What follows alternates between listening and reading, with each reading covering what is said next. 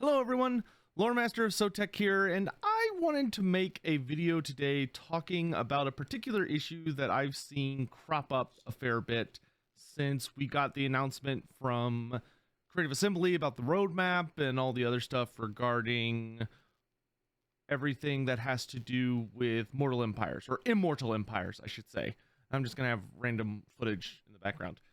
But I wanted to talk about it a little bit because one of the things that I've kind of seen going around and I wanted to just talk about was the fact that they have come out and essentially said that, oh, we're going to be doing a beta for Mortal Empires. There's going to be an open beta that everyone will be allowed to opt into. And if you choose to do it, then you'll get to be helping out with the implementation of Immortal Empires and yada yada yada yada, and it'll be coming sometime later this year around August and September. And something that I actually think genuinely surprised me was that I saw a lot of really negative reactions to this. So I thought I would kind of come on and make my own thoughts on it, as far as how I think it's a negative or a positive, which you could probably already tell where I'm going with this, and why I feel that way. And then I'd like to hear y'all's opinions once I've kind of made my thoughts clear, or my argument, or however you want to say it. So what I thought when I initially read that, and still think at this moment, is that this is a great decision. This is an excellent decision. This is a pro consumer, pro player, however you want to put it, situation where them making Immortal Empires a beta, I think, is the only circumstance where we have a very high any likelihood, but a much higher likelihood of Immortal Empires being as good as it can be as quickly as possible.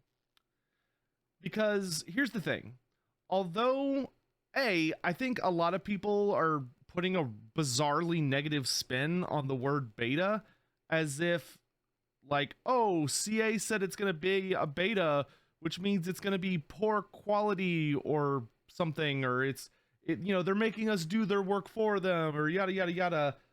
And first of all, I feel like the community, me especially, have been arguing very much that CA, in my opinion, has had too much fondness for the idea of secrecy, too much fondness for the idea of keeping things below shelf and hidden until it's time to release it. And then they show us, and the community looks at what they gave us and goes, oh, we don't really like this. There are several issues here, and we would like those issues to be fixed. And then CA goes, oh, okay, well, that sucks.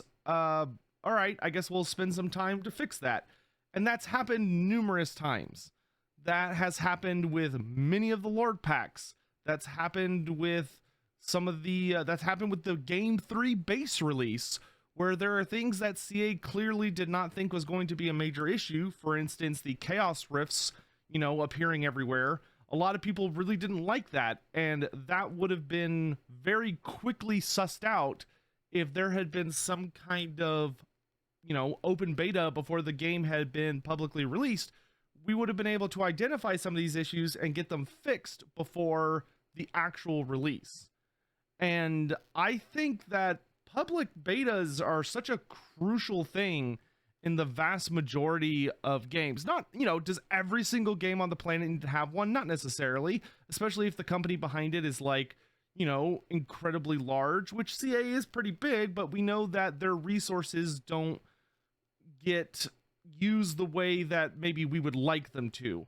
One of the things that has become readily apparent during the release of the roadmap article was that when you read Rich Aldridge's letter at the bottom, it is very thinly veiled. I don't think he meant it as like a secret code or anything, but he basically says, yeah, okay, so the team that worked on the base game ended up dropping the ball a bit, so they are all no longer working on this project because they've been moved to other projects, and now the DLC team has to fix the base game before we can make any DLC.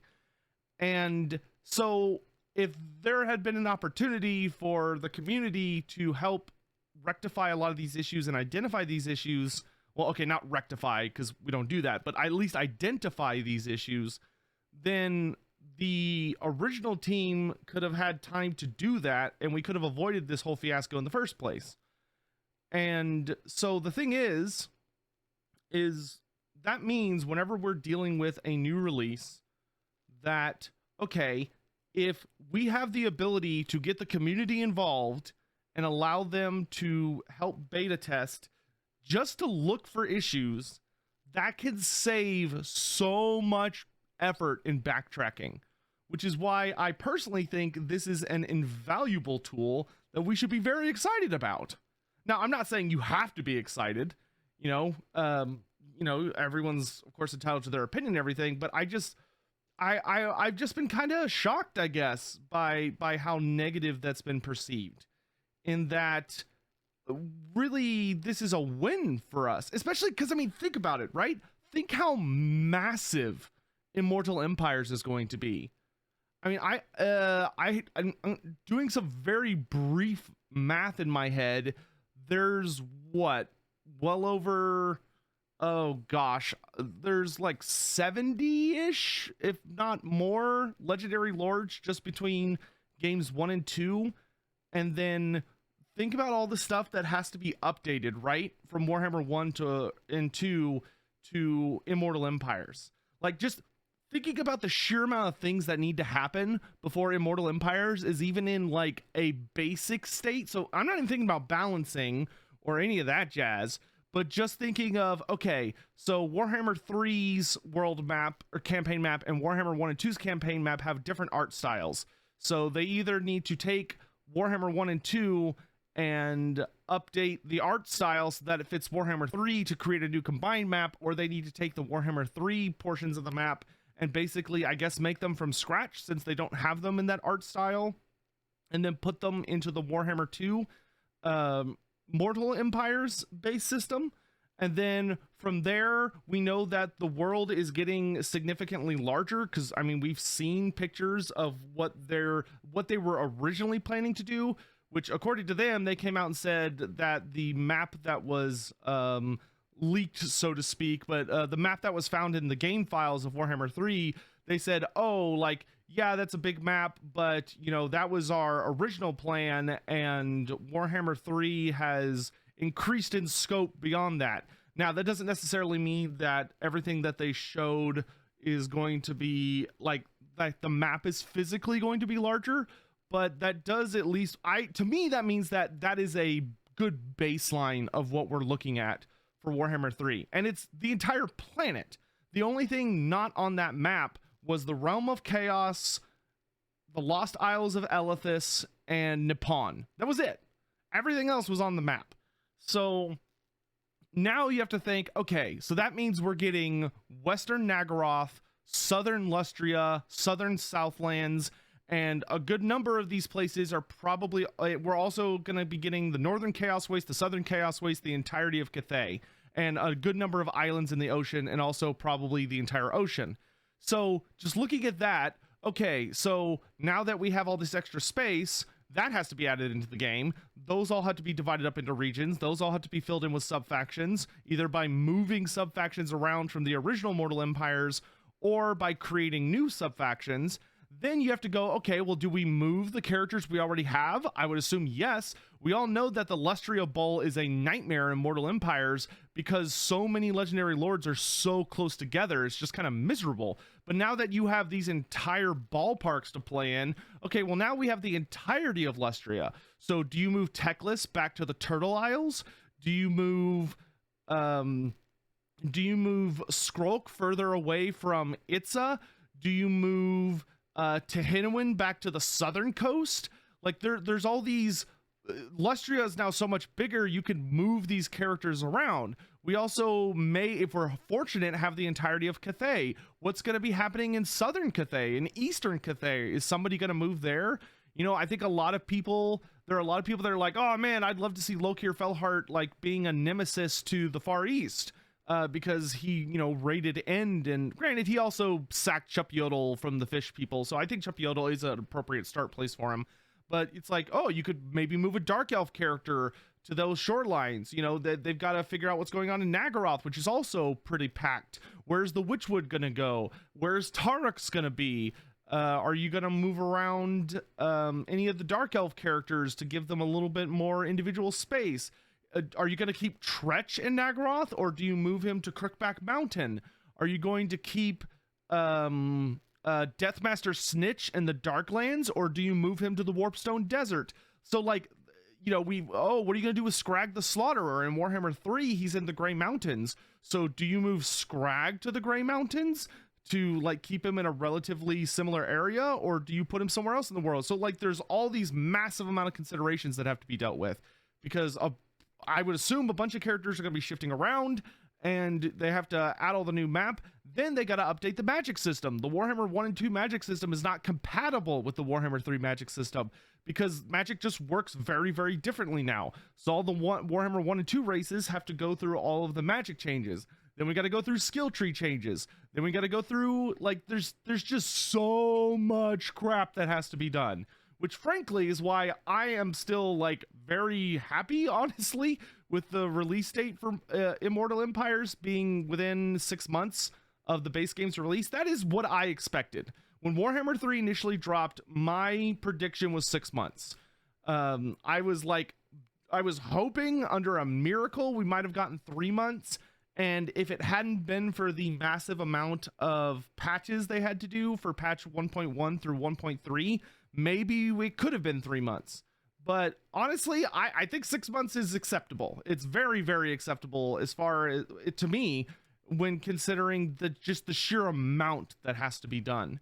But in any event, so we got all of those things needing to be updated, right?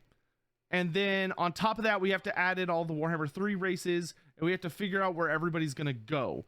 Where's everybody's start position? What are they going to do with Scrag? What are they going to do with all the demon characters? Do you keep all the demon characters in the Chaos space? Do you shift them around? Where are the Warrior of Chaos characters going to go? So we have all this stuff that needs to happen.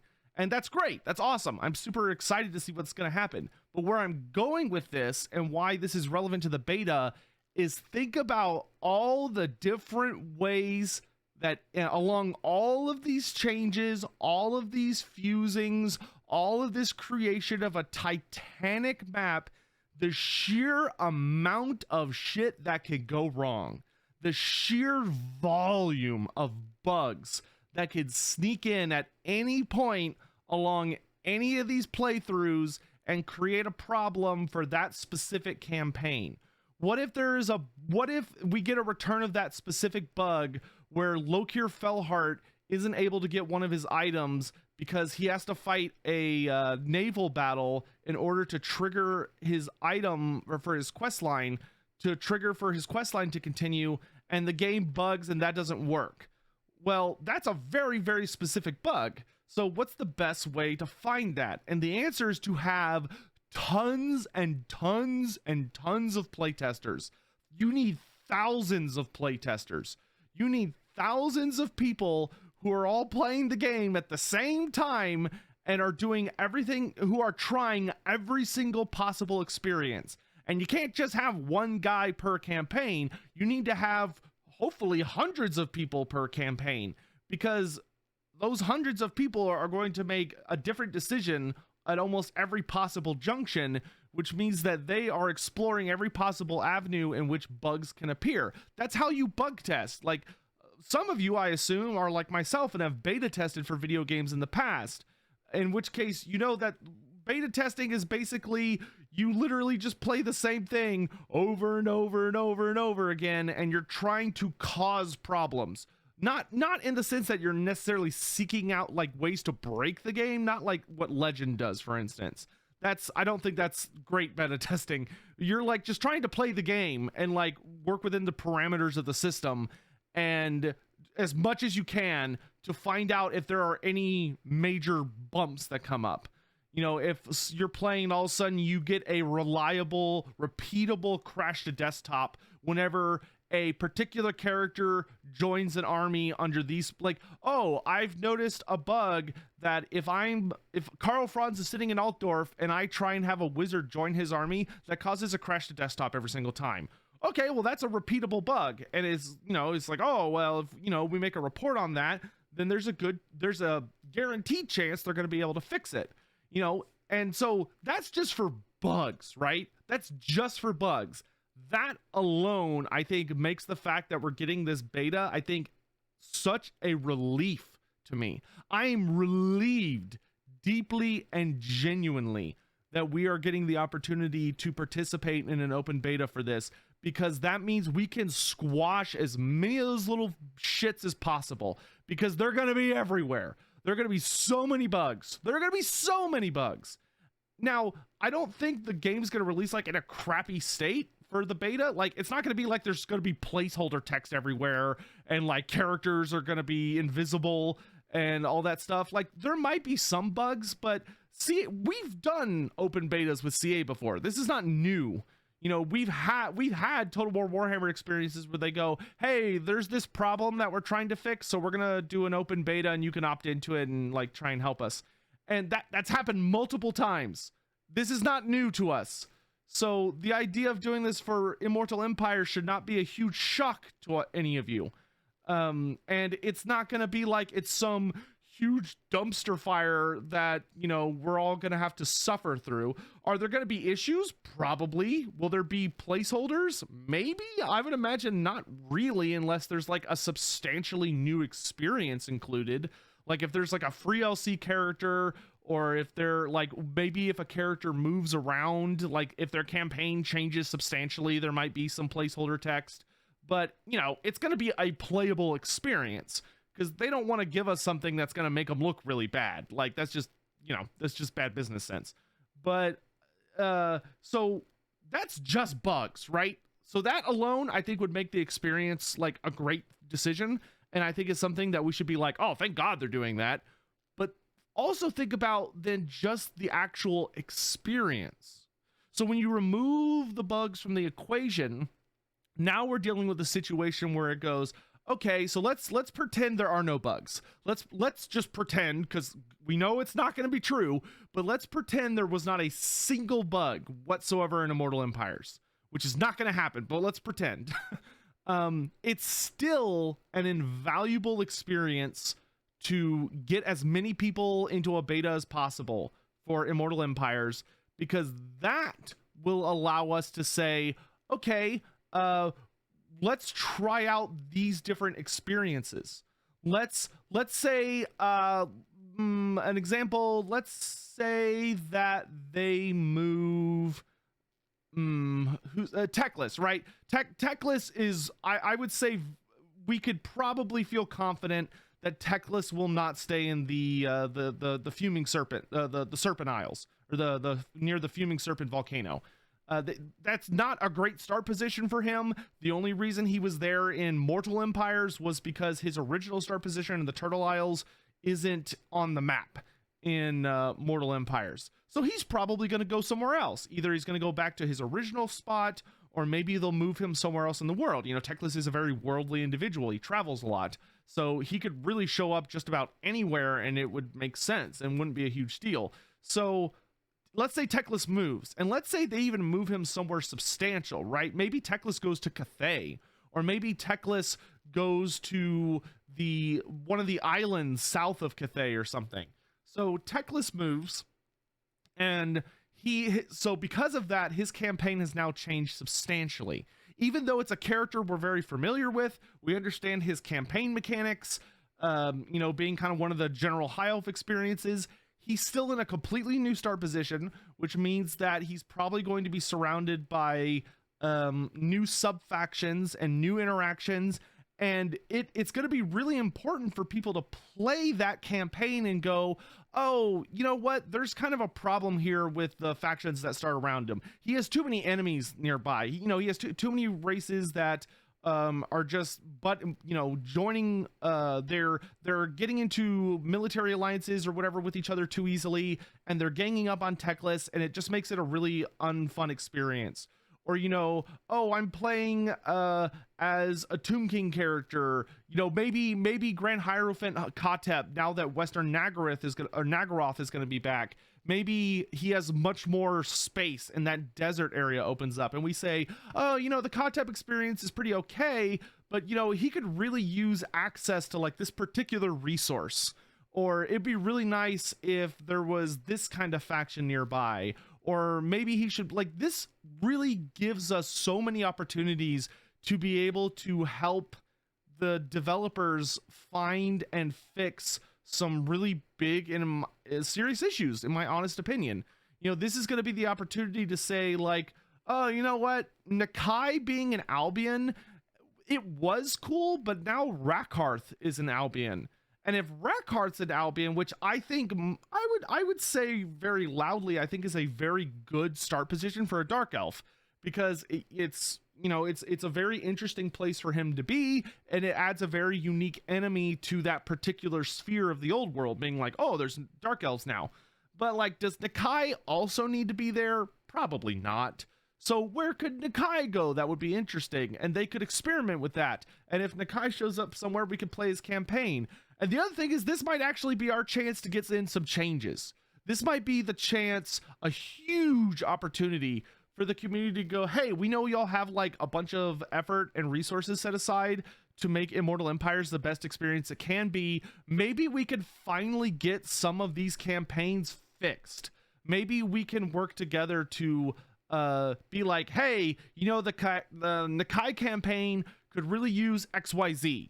You know, not maybe here are some big changes that would be cool, and here are some smaller changes that would be cool, and see if they could go, well, all right, you know, we'll see what we can do, and stuff like that. I am so happy, genuinely, that they are doing a beta for Immortal Empires, because if they did not do a beta, it would be trash.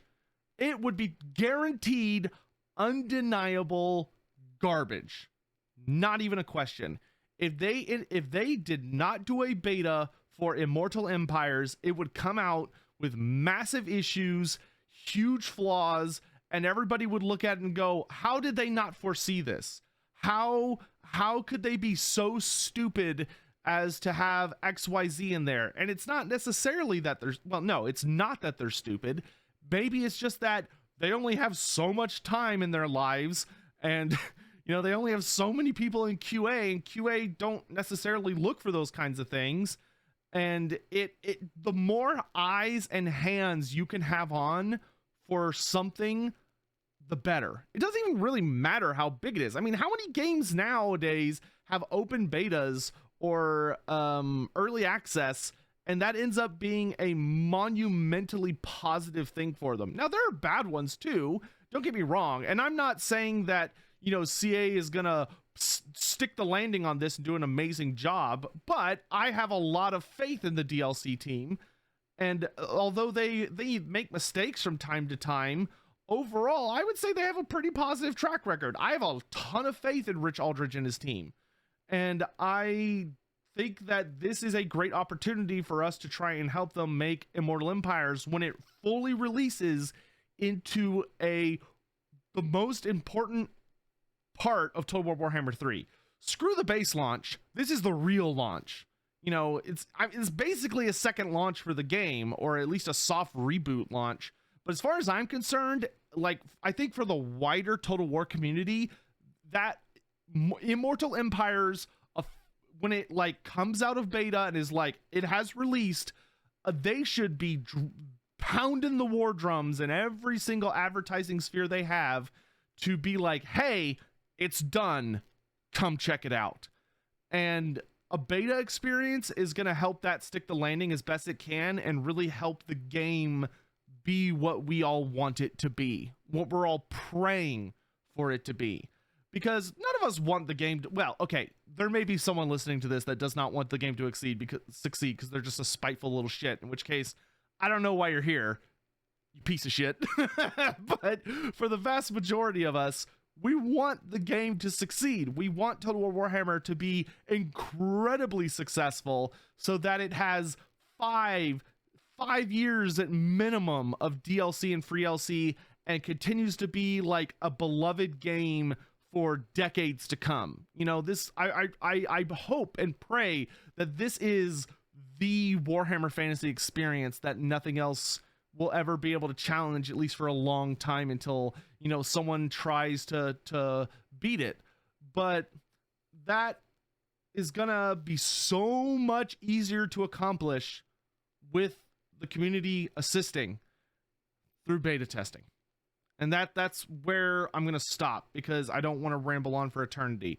But I just wanted to come out and try and give my thoughts on it, because I know I've seen a lot. I know there's so much negativity right now. And and it's kind of that old thing of, I genuinely feel that there is just way too many people who have I say this with love, but they just have the dumbest fucking expectations I've ever seen. Like, they just have these fucking ridiculous ideas of what's gonna happen, and these really poor, they feel incredibly confident in their incredibly basic ass knowledge of how game development works, or how CA works, and they just fill in gaps with really bizarre assumptions.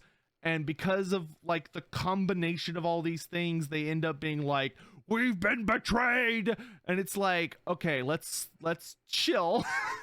You know, I'm not gonna be like, oh, things are super great right now. Like, obviously it's not ideal, and a lot of the community is struggling. You're like, you think I have not been hurt by the Warhammer 3 not living up to the expectations that were placed upon it? No, it's absolutely hurt me. You should see my ad revenue. It's not great. But I do not think that mass negativity and panic and rage helps anybody.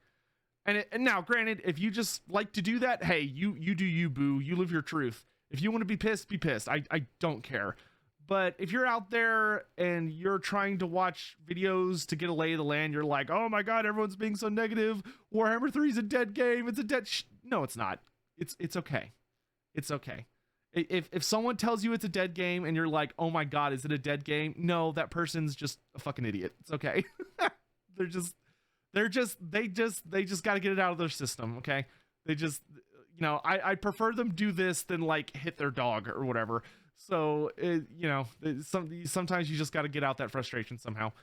But yeah, that's what I wanted to say on all of the subject.